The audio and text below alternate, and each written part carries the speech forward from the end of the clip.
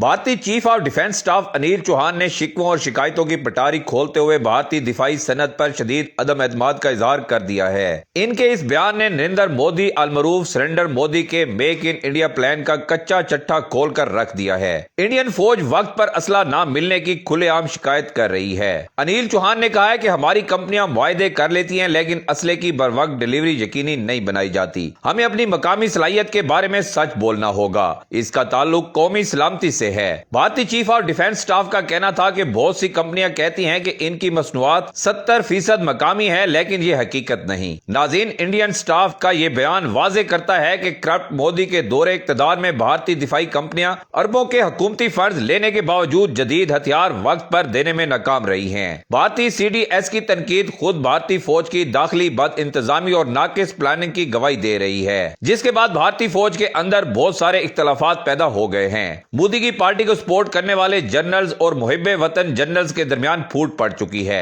दूसरे लफ्जों में आप कह सकते हैं कि भारतीय फौज इस वक्त दो बड़े धड़ों में तकसीम हो चुकी है। दूसरी जानिब नरेंद्र मोदी की करप्शन खुलकर सामने आ चुकी है। अरबों रुपए के दिफाई मुआहदे तो कर लिए गए, लेकिन अपनी कमीशन लेने के बाद इनको फॉलो अप नहीं किया गया, जिसकी वजह से इंडियन डिफेंस स्टाफ शिकायत करता हुआ नजर आता है कि हमें वक्त पर असला डिलीवर नहीं किया जा रहा, जिसकी वजह से इंडियन फौज अब इस काबिल नहीं रही कि अपने दुश्मन का मुकाबला कर सके। उन्होंने कहा कि इसलिए वाजे कर रहा हूं क्योंकि ये कौमी सलामती का मसला है, इसमें हमें झूठ नहीं बोलना चाहिए। मोदी की सोच ने इस वक्त इंडिया को बहुत बड़ी मुश्किलात से दोचार कर दिया है। पाकिस्तान को गीदड़ बबकियां देने वाला इंडिया अपने ही मसाइल में उलझ कर रह गया है।